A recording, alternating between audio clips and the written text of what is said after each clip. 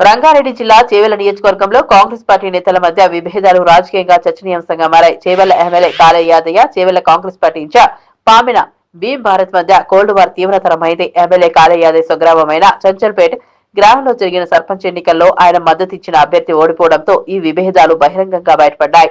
ఈ ఓటమి అనంతరం ఇద్దరి మధ్య మాటల యుద్ధం రచ్చకెక్కింది. భీమ్ భారత్ మాటలు మామూలుగా తీసుకునే వ్యక్తి అంటూ ఎమ్మెల్యే కాళయ్య యాదయ్య ఆరోపణలు చేశారు. ఈ ఆరోపణలపై భీమ్ భారత్ స్పందిస్తూ నిరూపించలేకపోతే దేనికైనా సిద్ధమేనని సవాల్ విసిరినట్లు సమాచారం. ఈ వివాదం క్రమంగా గ్రామ పంచాయతీ పెద్దల వరకు చేరడంతో పరిస్థితి మరింత ఉద్రిక్తంగా మారింది. చెప్పినటువంటి మాట మీద గౌరవంతో వాళ్ళు చెప్పినటువంటి మాటల మీద ఏదైతే మాకు చెప్పారో దాని మీద గౌరవంతో ఈరోజు సైలెంట్గా ఉన్నా, నోరు మూసుకొని ఉన్నా. నేను నా దగ్గరికి వచ్చినటువంటి కార్యకర్తలకు నాయకులకు పనిచేసుకుంటూ ఈరోజు కాంగ్రెస్ పార్టీని నిలబెట్టాలని కృషి చేసుకుంటా ఉన్నా.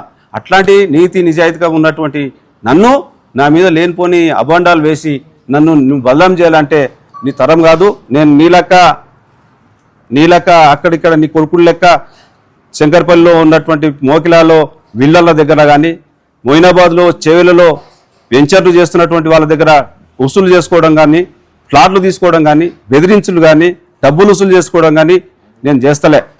ఒక్కరిని ఈ చేవెల నియోజకవర్గంలో ఒక్కరినైనా తీసుకొని ఒక్క దగ్గర నిరూపించు.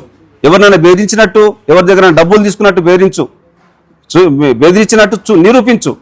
ఉట్టిగానే గాలి ఏదో బట్ట గాల్చి మీద వేస్తా అంటే ఊరుకునే ప్రసక్తి లేదు.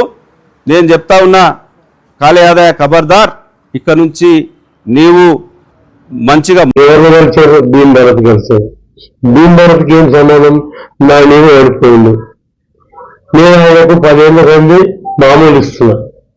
10 ఏళ్ళ సంది ఇప్పుడు కాదు, నేను ఎమ్మెల్యే గెలిచినప్పుడు సంది సంవత్సరానికి వచ్చి వసూలు చేసుకోబోతుంది. అసలు నేను ఎక్కడికి చెప్పాను. ఆయన ఏం చేసింది ఆశ్రయం తీసుకొని ఆయన సొంతంగానే వాళ్ళని డ్యామేజ్ చేయాలని, నా పరపతిని బెదిరియాలని ప్రయత్నం చేస్తాను. అది భగవంతుడు చేయాలి, వీళ్ళు తీసుకురాదు చేయాలి. నేను మీ ద్వారా ఒకటే కోరుకుంది ఏంటంటే మా ఊళ్ళో ఎంక్వైరీ చేయండి, అక్కడ ఏం జరిగింది, ఎవరు సెంటర్లు. ఇప్పుడు సర్పంచ్ ఉన్న క్యాండిడేట్స్ అంటాడు, ఒక సర్పంచ్ ఉన్న క్యాండిడేట్స్ అంటాడు, మొన్నటిదాకా ఎక్కడ ఉన్నాడు, ఏం సంగతి, ఒక్కొక్క 10 ఏళ్ళ సంగతి రికార్డు చేయండి, ఒక్కొక్క చరిత్ర చూసుకోండి, నాది కూడా చూసుకోండి. నేను నా గ్రామంలో ఇప్పటి వరకు నేను ఎన్నెండు అయిన నుంచి మా గ్రామంలో ప్రతి మనిషి ఎవరు చనిపోతే నేను 5,000 రూపాయలు ఇస్తాను. నేను తప్పిదారి ఎవరికైనా ఇయ్యలేదు అనుకో, తెల్లారి పొద్దున నా ఇంటికి వచ్చేవాళ్ళు వస్తాను. నేనేం చేసినా మాకేందుకు వెళ్ళలేదు. అట్లా నా ఊళ్ళో ఊరందరూ వాడిన కావాలని మొన్న సర్పంచి నువ్వు ఎలక్షన్ లో ఓటమి గెలుపు సాగు ఎవరైనా గెలుస్తారు, ఇద్దరు